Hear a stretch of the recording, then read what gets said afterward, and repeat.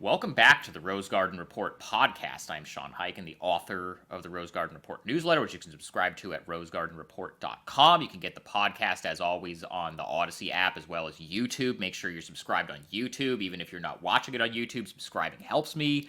And then Apple, Spotify, all of that stuff, rate, review, do all the usual stuff you do with podcasts. I'm really excited about the episode I have for you today. The biggest news in the NBA over the last couple of weeks is that the league and the players union have a tentative agreement on a new CBA. So there's not going to be a lockout, which I think is great news for everybody, but also there's a lot of new elements as far as how it affects team building and how it affects a lot of the the different like structures of the league and how guys make money. It's a lot of interesting stuff to get into. All the details are still not fully out on it yet. And once they are, I'm going to have stuff on the site about how it impacts the Blazers, but I'm kind of waiting for all the official stuff to come out before I really write anything on that. But in order to really break this stuff down with somebody who has followed it closely from, throughout the whole process of the whole negotiation process and the bargaining process, I brought back on a return guest, Mike Vorkunov, who covers the business of basketball for The Athletic. He was on the show back in August or September or something like that during the off season to talk about some Blazer sales stuff, some expansion stuff. We get into a little bit of that here, but we mostly get into a lot of stuff about like the CBA and how that how the new luxury tax stuff is going to affect team building, and also like the status of the new TV deal. We get into a little bit of the WNBA stuff, but if you're interested in like the NBA business stuff and how that's going to maybe evolve over the next few years and how this is going to affect roster building, this is a really good discussion. I learned a lot from it. I think you're going to learn a lot from it too. Mike is great. Mike covers this stuff as well as anybody does in the league and in the business. So I think you're really going to enjoy this discussion. So let's get to it. So Mike, I want to start here. Going into these negotiations, what was the thing, just from your understanding and from people that you've talked to, what was the thing that each side was the most concerned about, as far as like, we really want this out of the CBA? Like what was the thing that the players wanted the most, and what was the thing that the owners wanted the most in the league? Yeah, I mean, it seems like for the league, the big priority was, that upper spending limit, aka a hard cap. But really, I mean, the euphemism, right? The hard cap never was like a thing that was going to happen, I think. Right. So it was really just a way to restrict those highest spending teams: the Warriors, the Nets, the Clippers. Well, the Nets in previous years. This year they sloughed off like $100 million basically right at the deadline. So it's just finding a way to rein those teams in, I think, primarily. And I think on the player side, it was a number of things. They've, ever since Tamika Tremaglio has come into her position as the executive director for the NBPA, I think a big thing for her has been wealth building for the players. And so it's, of course, getting their wins within the context of the CBA and the actual financial system of the NBA. But I think it's also been finding ways to create wealth, to be able to make more money within the larger NBA ecosystem and all the stuff that the NBA governs with the CBA. Yeah, the wealth building thing is interesting, and I think the update, because for those of you at home who have just been following this, the actual term sheet of the CBA, as we're recording this on Thursday morning, the term sheet is not actually out yet. All any of us know is, I mean, you've done some reporting on it, you and Shams at The Athletic, and then Woj and his people at ESPN. But all we really know is what's out there and what's been reported, just kind of in little bits and pieces. The actual term sheet, as far as I know, hasn't actually been like circulated to teams yet with the actual hard details of what's been agreed on and what's actually going to be in the document once it's ratified.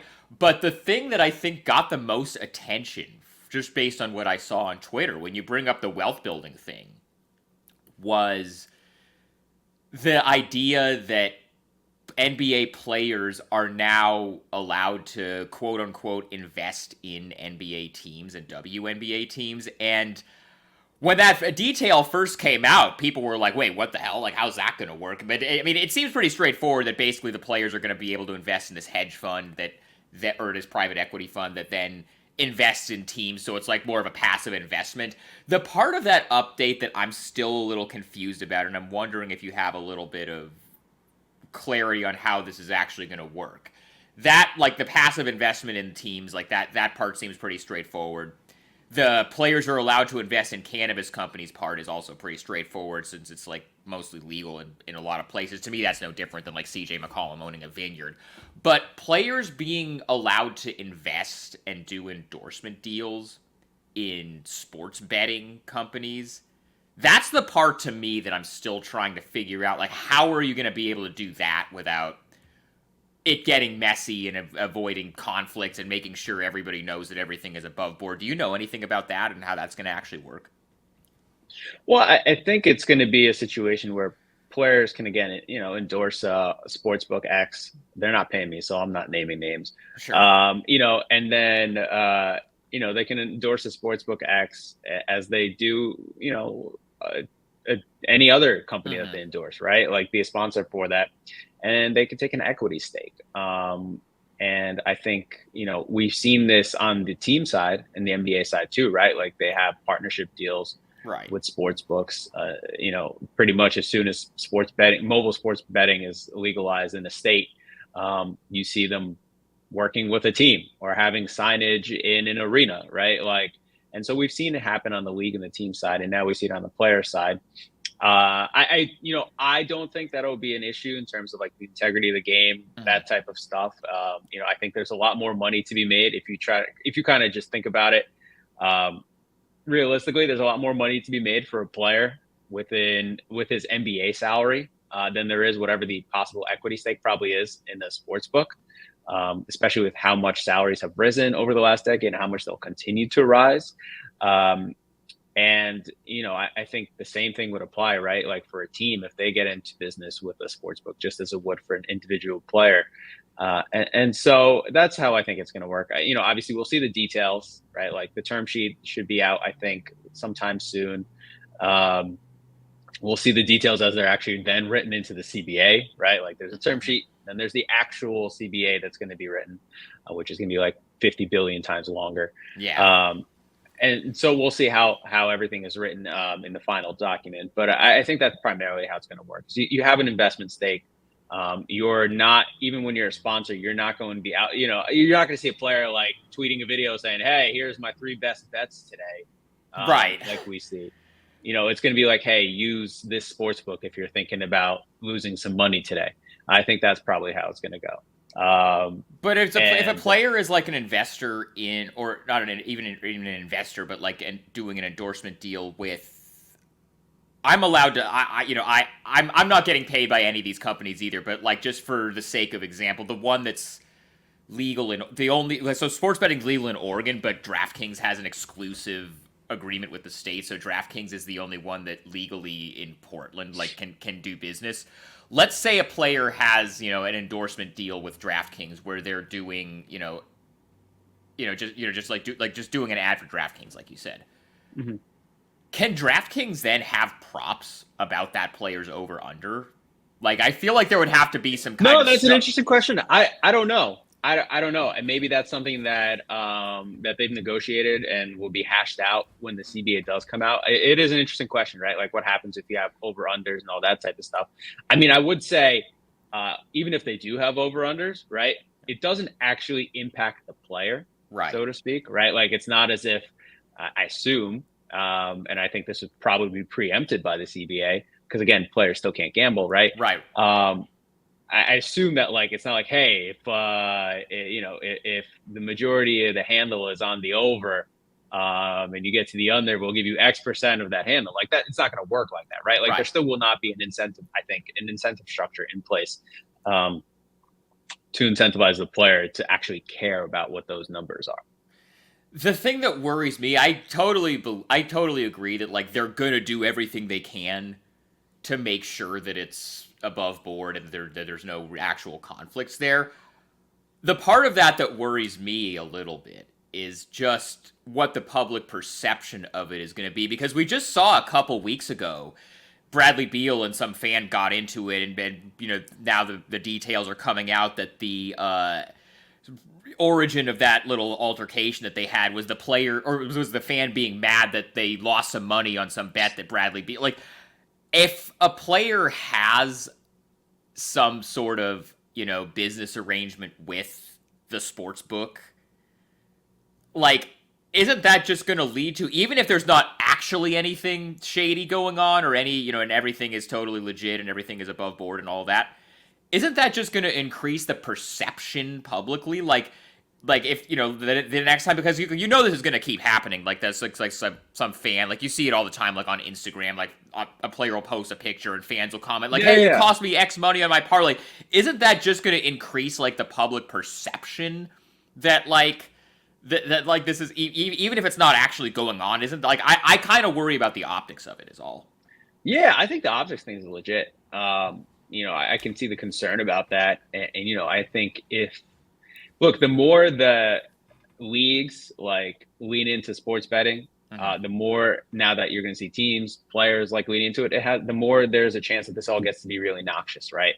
Yeah. Like it already is to some degree, but I think, if you have a thing now where you have a specific player advertising, being a part of the advertisements for a sportsbook, right? And then, like, as you said, maybe if there's props about them and it gets to a place like where they, some better, whatever, loses whatever side of that prop is on them, like, yeah, it could get even more venomous, right? Because now you have a direct person to look to who's not only lured you into betting on something, but is also, part of the reason why you didn't hit on your bet. Like, yeah, these are all things that I think, from a perception issue, I think are real.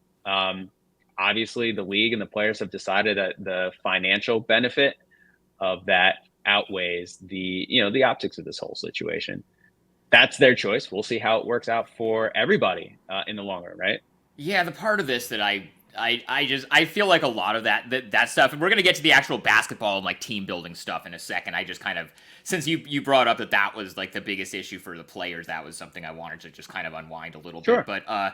But I wonder if during these negotiations they all just kind of had these ideas for like, oh, this seems great on paper that the players can get a piece of this, and then they didn't really think through like kind of what the unintended consequences are going to be. That was immediately my reaction, because like we said, the private equity firm doing passive investments in teams is fine. The cannabis companies is like, that's whatever. But like, this is one where I'm just like, I don't know if they really thought this through all the way.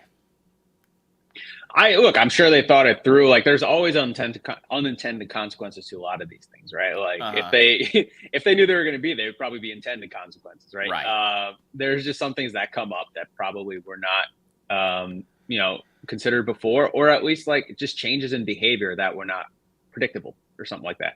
But again, like, everyone's trying to make more money, right? Like, so this is a decision that's being made. We'll see how it works out. I don't know. I mean, listen, the more that everyone like gets further and further into sports betting across the country, right? Like, we see what happens. This country, I think, is 4 years now into legalized sports betting, right? We're still in the infancy stages of all this. Not every state has passed it. Not every state with an NBA team has passed it. But we're already kind of like, we're only ankle deep. So we'll see how this all kind of plays out in the long run. I think this will probably, expand it a little bit, but it's not going to accelerate the trend, right? Like, that's happening regardless. Right. Now, as far as the other thing you brought up at the top, the thing that was the main issue for the owners, they wanted a hard cap. It was obviously always going to be a non-starter with the players. They were never going to get that. But the quote-unquote second tax apron that basically prevents, like, if you're a team like the Warriors or the Clippers are the two that currently are under it, that are over that number, that have, these just massive payrolls. Once you get there, like, you're not able to use the mid-level exception. You can't send out cash in trades. You can't take back more salary than you get back. And, as it would affect Portland, like last year at the deadline, the Clippers wouldn't have been able to do that Norm Powell, Robert Covington trade because they were taking back more salary than they sent out to Portland. But basically all of this stuff, I've seen it, like, when this stuff first came out, a lot of the dialogue that I saw online was a lot of, concern about, like, oh, this is going to make it harder for teams to draft and develop and keep their players. And it turns out really what it is making it so that Yeah, the Warriors can re-sign Steph Curry and Klay Thompson and Draymond Green. Or I guess to use like a younger example, like an example of a team that maybe isn't like towards the end of their run. The Hmm. Cavs are still going to be able to re-sign. You know, they signed Darius Garland to the big extension. They traded for Donovan Mitchell, who's on a max, and like when he gets his next deal, he can still get the most money. They'll be able to give Evan Mobley as much money as he can get, but whoever, if you're a team at that level of spending, if you're, the Warriors or the Clippers, now you can't use the mid level to sign somebody like Dante DiVincenzo, who probably would have been able to get more than that somewhere else, but wanted to take less to go to a contender, and you can get a guy at way below market value who's actually been a big help to them. That to me is kind of more what this was aimed at, is so that, those types of teams can't also then sign good role players on a discount. Yeah, I don't think this impacts player retention, right? Like if you have good players already on your team, you're still gonna be able to keep them. It seems like, unless there's something else that I just don't know about yet. It's going to be player, acquisition, right? Like being able to sign guys for the taxpayer mid level.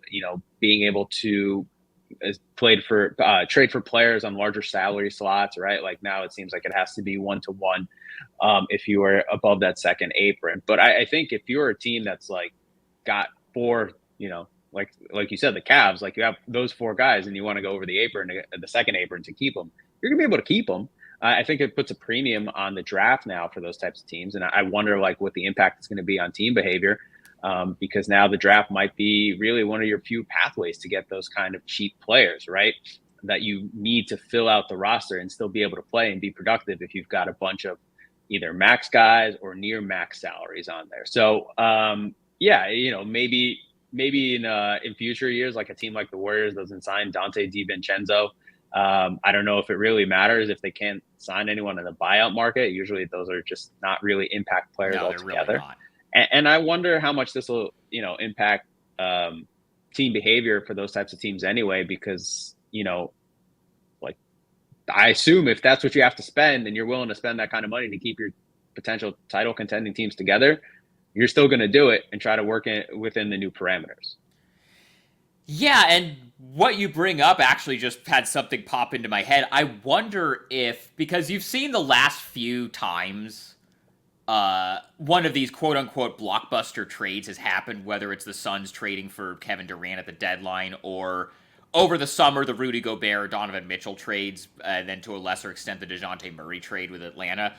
All of those trades saw the team trading for the big star or the guy that they thought was going to make them a contender. And, in the Cavs case, it worked. In the Timberwolves case, maybe not so much. But all those teams were giving up, like, multiple unprotected first-round picks, because that's just, like, the asking price. And I feel like, and, from a Blazers perspective, my understanding and what I've, said on here and written a bunch of times is that Portland's plan this summer, assuming they can get the stuff with the Chicago pick figured out, their plan is to whoever the next one of those stars is that's out there, they're going to put all their stuff in and trade a bunch of picks and a bunch of players and stuff to try to get one of those guys. But if there's now this limit on, bringing in guys on the mid-level if you're at a certain salary level, and getting a guy in the draft and having them controllable at a cheap number for a few years is really the best way for good teams to add talent. I wonder if that's going to change whether the teams that are trying to get those types of players in the first place are going to be willing to trade as many first round picks if now there's such a premium on the draft. Yeah, maybe you could on the margins, right? But if you're end all be all still acquiring an all-star, star level player, eventually, to get the deal done, you're gonna have to get the deal done. So maybe instead of 5 first round picks, maybe it'll go down to 4 or something like that. I don't know. I really don't know. I'm guessing at this point. I'm really very curious to see how all of this is impacted, right? Like every team is still trying to, not every team, but most teams when they make those trades are still trying to win titles, right? They're still trying to get one of those 10, 15 best players in the league. And sometimes there's just a cost of doing business to that. And so I wonder if this will just be more on the margins more than anything else, rather than preempting any of those star player trades or anything like that. And, in the case of like some of those teams, even that have acquired star level players, like we saw Atlanta, trade, what was it, 3 first-round picks for DeJounte Murray, but they were still trying to avoid the tax this season, right? Like, financial considerations still come into play, even if you are trading away multiple first-round picks into the future. Yeah, and I wonder, because, and like, I've talked to a few different people, like I've talked to different, agents and front office folks about this just based on the details. And by the way, since the term sheet hasn't been written yet, people in front offices and agents only know what we know as far as what's been out there and what's been reported. They don't have details about it that we don't have because the term sheet is still being written. But I was talking to an agent that I know about this the other day, and I brought up the idea that, like, I wonder if this second tax threshold is going to discourage teams from, if this is going to be just something that, the teams that don't want to spend money are going to use as an excuse to not spend money. And the point that the agent made to me is that the players are still guaranteed a certain percentage of the revenue. So it's not going to actually change how much total money the players get. But I do wonder from a team building perspective and from a fan's, if you're a fan of a team, and you want your team to go all in to try to spend as much money as possible to get the best team possible and, try to go for a title, I wonder if there's going to be a perception that some of these teams are basically now have this second tax apron as like a go-to excuse for, hey, well, we couldn't spend this much money because then we'd be up against I wonder if it's going to discourage teams from really even trying to, get even close to that number. Yeah, maybe. I mean, I don't know. It's kind of interesting because, that's been the big thing about this CBA too, is like the BRI split hasn't been affected, right? It's still in that. It's still 50-50. Roughly 50-50 split.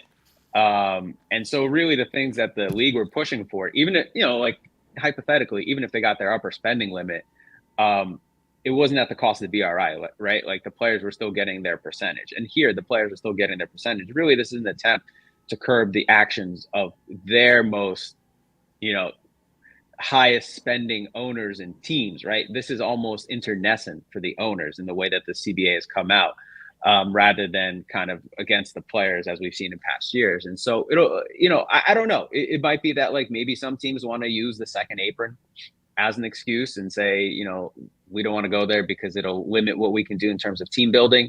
I still have to see where the tax penalties come out for hitting all these. Now you essentially have, I think it's 4 financial quadrants, right? You have sub luxury tax, you have between luxury tax and the apron, the second apron, and then second apron and above.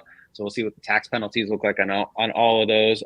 I think my understanding is that while it's really trying to curb, create more punishments for teams above those second apron, it does seem like it's going to be easier to maneuver for teams that are, below the first apron, right? Like I think the penalties are going to be less if you're over the tax.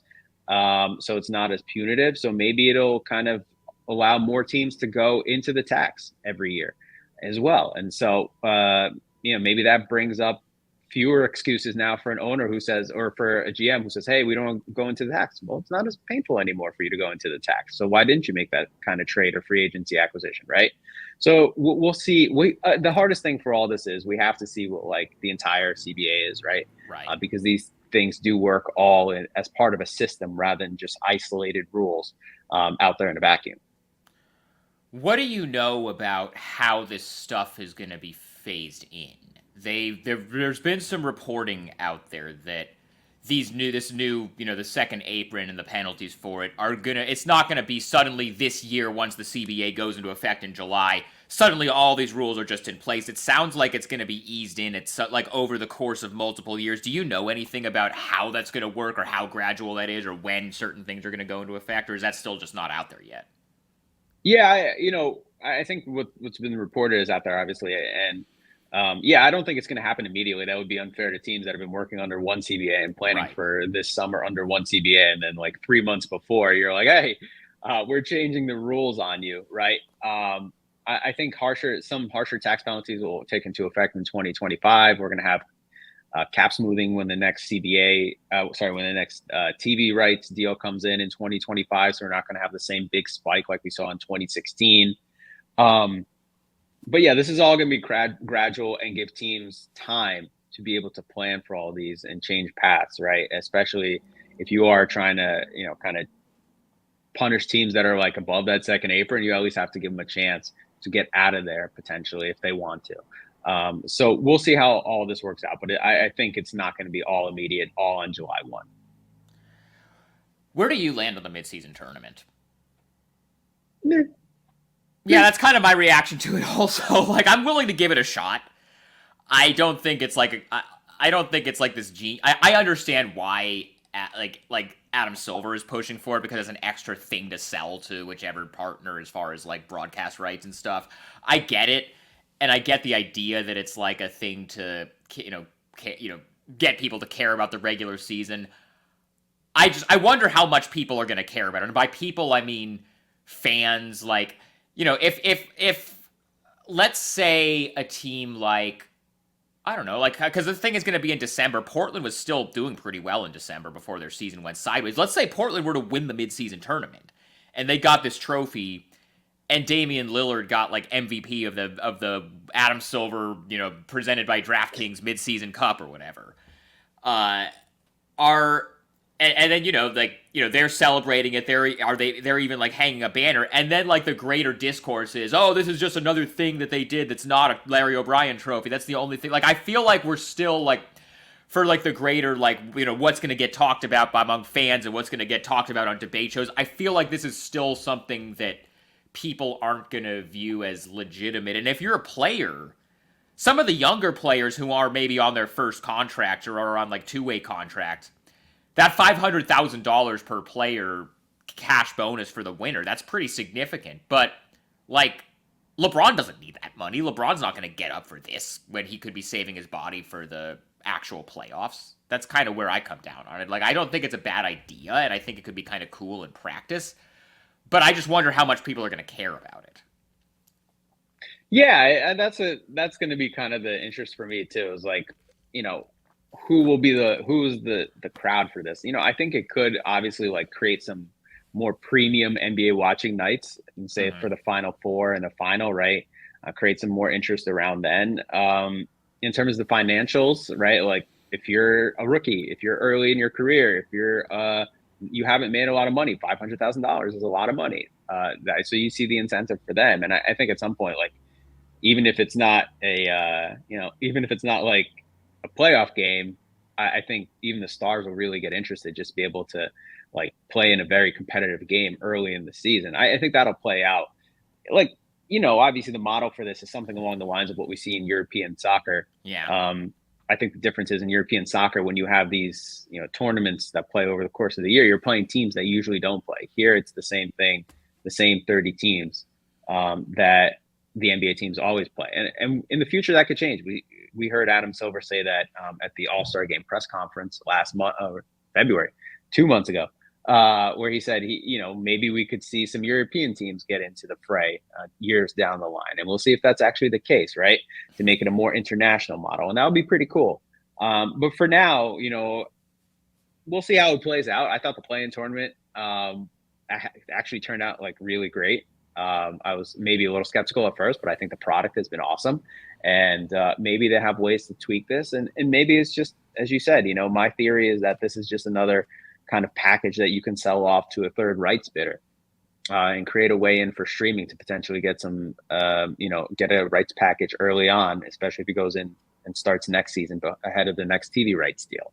And then, that's a value to the league. But, I think they're just trying to find a way to make the league a little more spicy throughout the course of a year. Where do you understand that things are at right now with the TV negotiations?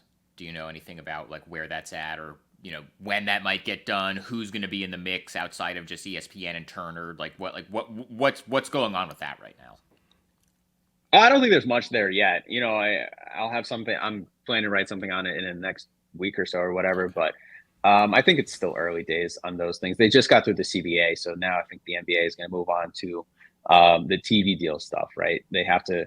It's almost sequential. Finish the CBA, then you're trying to get to the TV rights and move on from there. And so I don't think we'll see anything really heat up until 2024. I would imagine, or somewhere around the end of 2023, somewhere around there.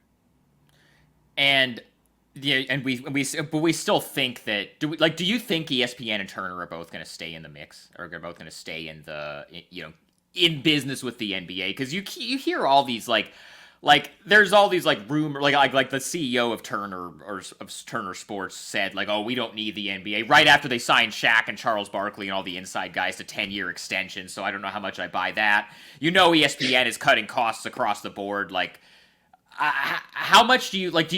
Would you expect, just predicting it and based on what you know, do you think that both ESPN and Turner are going to be involved in the next TV deal? I think ESPN will. I think Turner maybe more limited capacity. I don't know. It's hard to figure out. I think those deals for the inside the NBA guys, didn't they have 3-year outs too, just in case something happened where they didn't retain the rights? You'd know more about that than I would.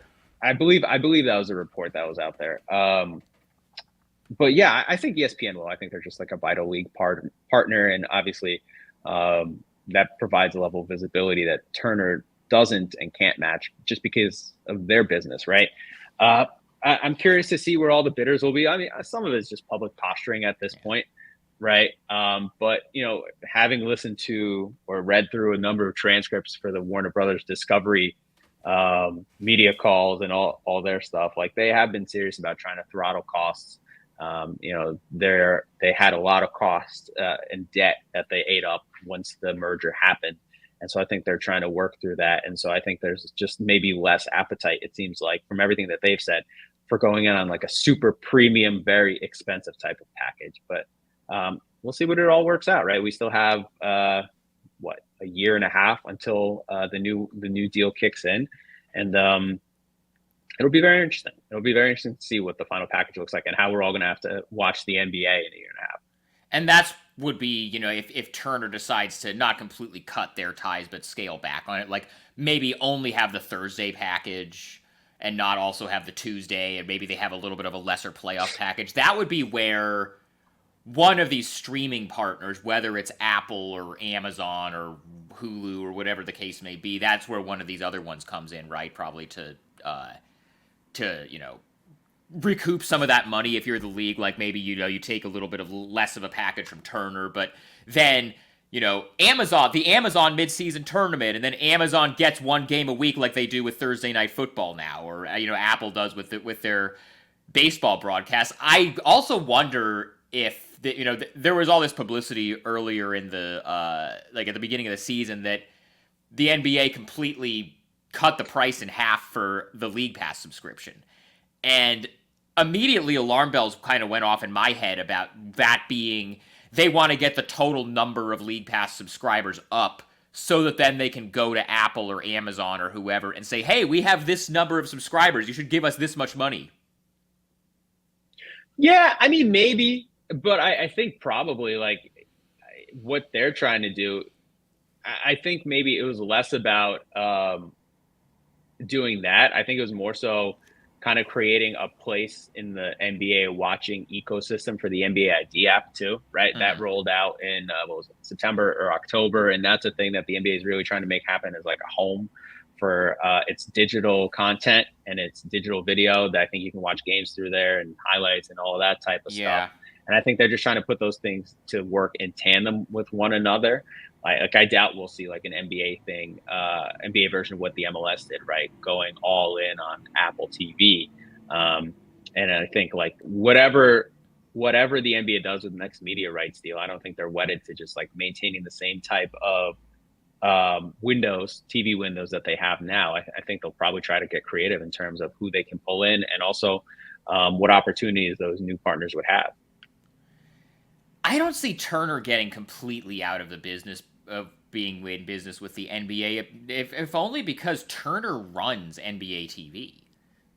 Like they would have to find a new provider for that. Like I've been to the studio, the NBA TV studio where they do their studio show is right next to the studio where they film Inside for TNT. So like at the very minimum, like I'm sure they are going to have this like an arrangement, even if Turner pulls out of like having as much stuff on TNT and having as much of the marquee stuff, they're going to have to either sell off NBA TV and sell off like that studio and all that space and all the physical logistical stuff with that, or they're going to have to at least continue running NBA TV, right? Yeah, no, I'm not like, I want to be clear, I'm not like predicting that Turner gets out of it or anything like that. Right. They could still, I don't know. We'll see what it all looks like. I'm just saying, I'm curious to see what the new package will be starting in 2025 and just how everything is allocated. And so I'm saying I wouldn't be surprised if there's potentially less Turner or something like that. How do you think all the RSN stuff is going to end up playing out for the NBA with Bally's declaring bankruptcy? You're seeing a lot of talk about how that's going to work in baseball. I think, the idea is that this is all happening within the last month and there's so little left in the season that they're not really worried about it right now. But let's say that Bally's and Diamond Sports is not doing better financially by the fall when next season starts and they have 82 games per team to broadcast for half the teams in the league. How do you see the whole RSN thing shaking out long term?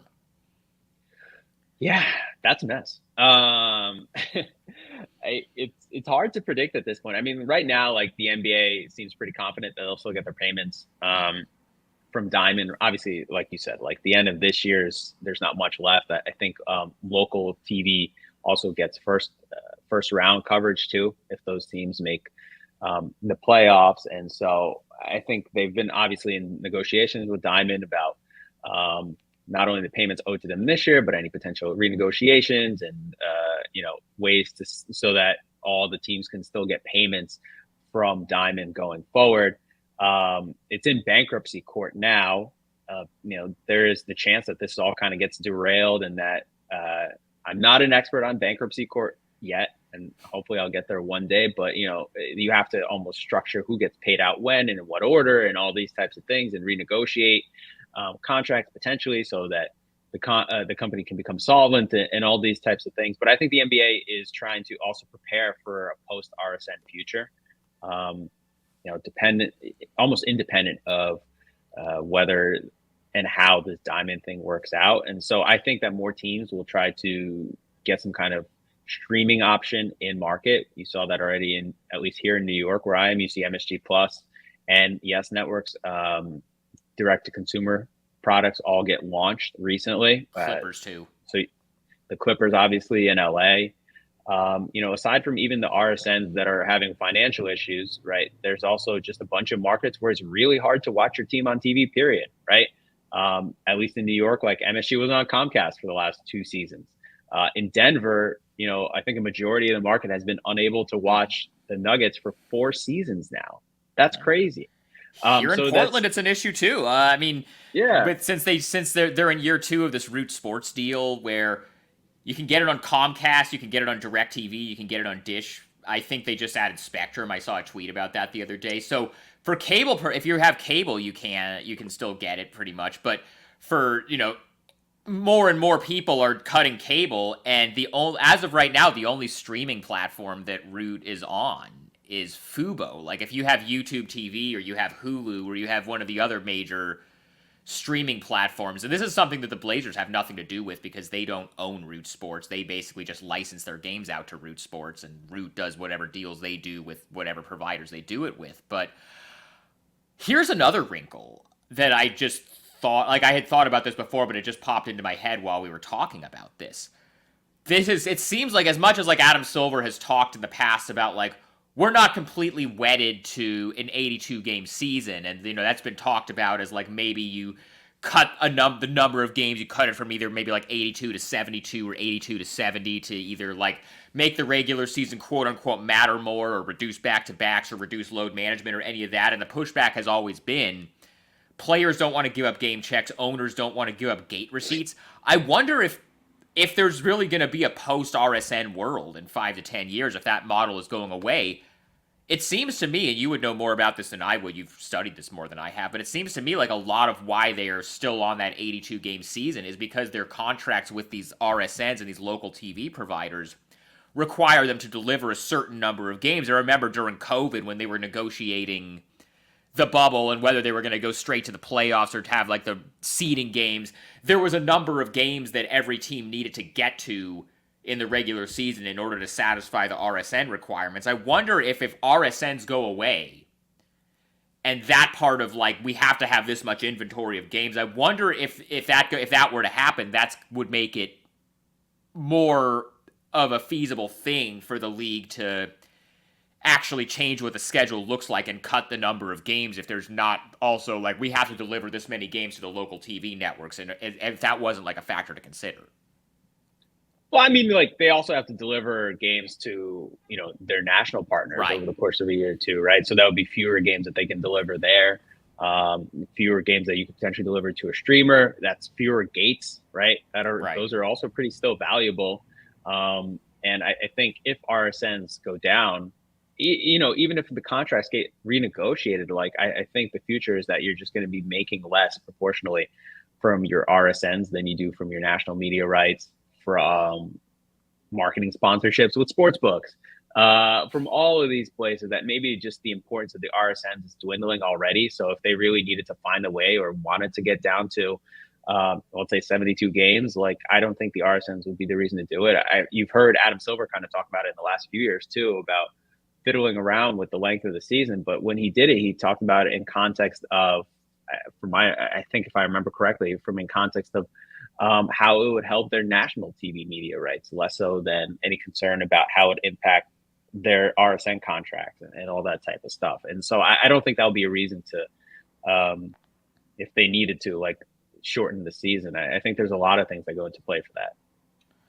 One more thing I want to hit on before we get out of here is, this is something that you and I talked about the last time you were on with me in September, October, whenever that was. And then also, something you've done a lot of reporting on at The Athletic is the WNBA expansion. And Portland obviously is very much, from what I understand, still in the mix. They had this big event here locally a couple months ago that I covered, where Senator Wyden brought Kathy Engelbert into town, and a bunch of Blazers and Thorns executives basically gave her the sell on why Portland should get a team. As far as I know, they're still very much in the mix, but we still don't really have a hard timeline on when that's going to happen, or which teams are in which position to get it. Like, what do you? This is something you've covered extensively, and I'm sure something you're still tracking. Like, what do you know about that right now?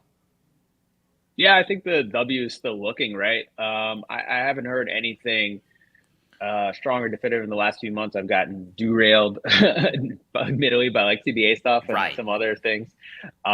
Yeah, I think Portland has a good chance for sure. And I think it's a question of how many teams and a question of when.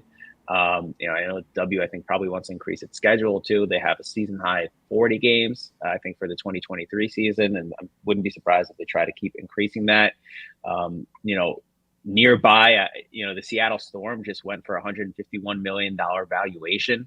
They announced, I think it was in February, right? Like, that's a super high for a WNBA team. And I wonder how much of that can help publicly reset the market. I think that's a big thing for the W too, is they want to reset franchise values.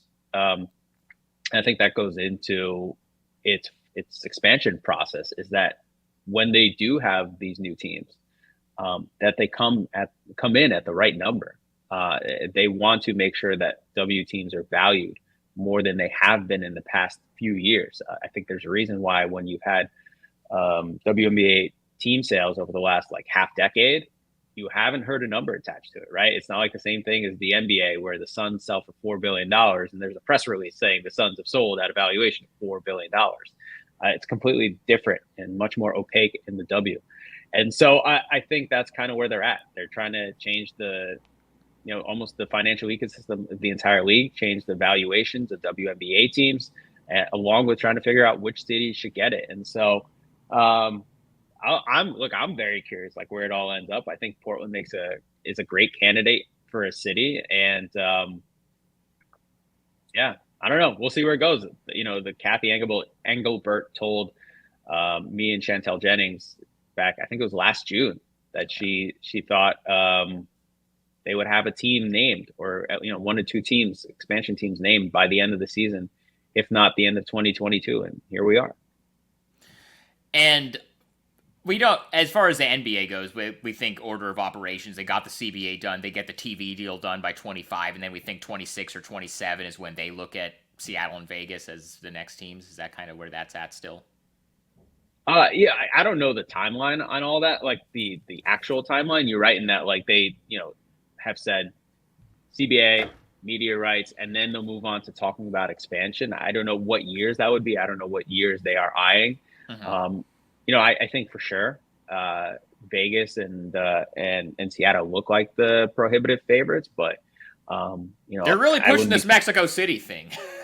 No, I think the reason why is, and like I forget who I was talking to, but one interesting thing is when you consider if you're moving to streaming and you're trying to stream yourself as a streaming product, right? That opens you up from a media rights perspective, from just having to think nationally, right? If you have an international audience that you can now serve, that does make you more valuable to a streamer, right? Like ESPN and TNT are just American TV channels, right?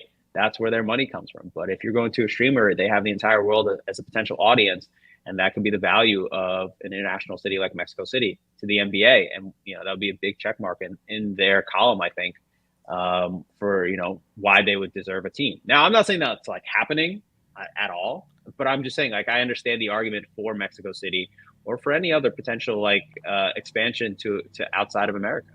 You have to consider the global product now, especially if you're going to be no longer just set on linear television as your primary dispensation for your product. You have to consider what's going to work best for you and can bring in more fans, sell more products internationally too. Do we know the valuation yet for the Hornets? This majority stake that Michael Jordan is selling. Do we know the number on that yet? No, I don't yet.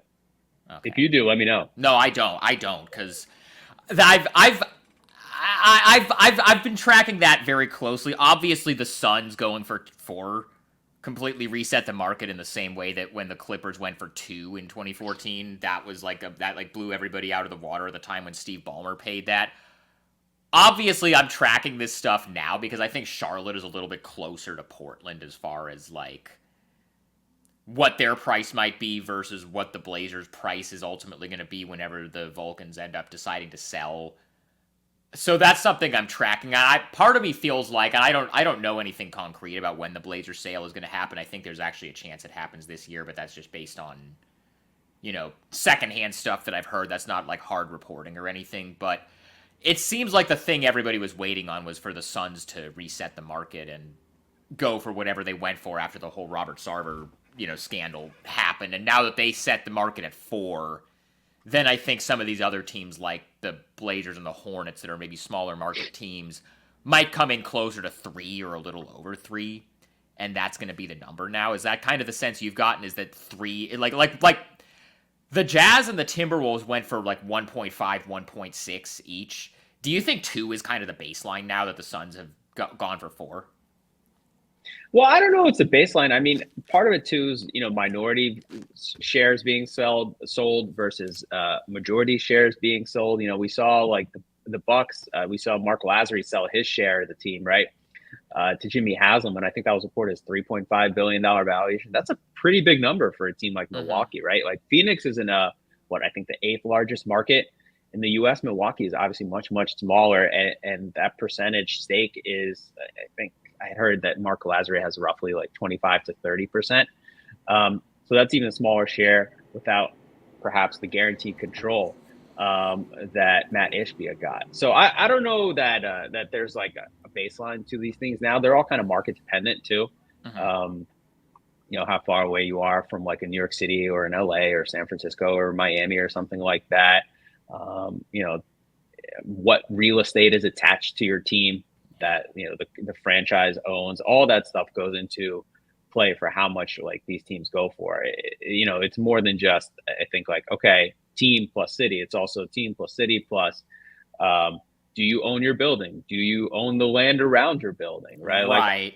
Portland is kind of in an in-between space there because the Blazers own the Moda Center, the actual arena itself, but they don't own the Memorial Coliseum, which is right next door, or the parking lots around the arena. That stuff is still owned by the city, but just the arena itself, the Blazers do own. So that, I would think, would drive up the price a little bit. Whereas with the Suns went for $4 billion for just the Suns and the Mercury. They don't. The city of Phoenix, I believe, owns the arena. Yeah, I think the Footprint Center is owned by the city. You're right. Yeah, and so, I mean, I'm curious. We'll see. I'm still trying to figure out, like you said, what the Hornets went for. I think that was something that had been out there for a while in terms of Michael Jordan's interest in selling it if he could.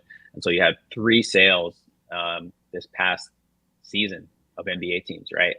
And it's a lot for 1 year, and so it's probably not a coincidence. Yeah, with the Bucks, it's do we know what they went for yet? I believe it was reported as $3.5 billion as the valuation. Okay. So, I don't know yet if that includes, whenever that gets approved, taking over Mark Lazar's control of the team for the remaining time he has. I think it's contractually stated that him and Wes Eden split control every 5 years, right? So it'll be very curious. I don't know what a team like the Blazers would go for. Part of that is just market conditions too. They have to keep finding really, really, really rich guys who want to buy teams. And the NBA keeps finding avenues to allow people in to buy minority shares as well. Well, the Blazers have a buyer. It's just a matter of, I mean, there's at least one that we know of who's got the money and has the juice to do it. It's just a matter of when that happens. That $2 billion offer, it seemed like a way to jump, the bidding, but also it seemed like a low ball offer to me. That's way low. No, I don't think that was a serious offer. I think that was just putting it out there publicly that Phil Knight wants to buy the Blazers. I think the eventual number is going to probably be like 3 or 3.2 or something like that. I don't know. I haven't done my cap tables yet. My P&Ls on the Blazers. Yeah, we'll see, Mike. This was really great. This was really I learned a lot from it. I'm sure my listeners learned a lot from it too. You cover this stuff as well as anybody. Do you have anything coming up at The Athletic that you want people to keep a lookout for? I probably should have something to sell, but I don't. I'll probably write something soon enough, just like with some initial impressions of the new CBA, stuff like that. Playoffs are starting. I don't know. Are you doing what I'm doing and waiting? Because I want to write about this too, the CBA stuff and like how it impacts the Blazers. But I want to wait until we actually have the term sheet, so that I'm not just going off of like what Woj and Shams have reported.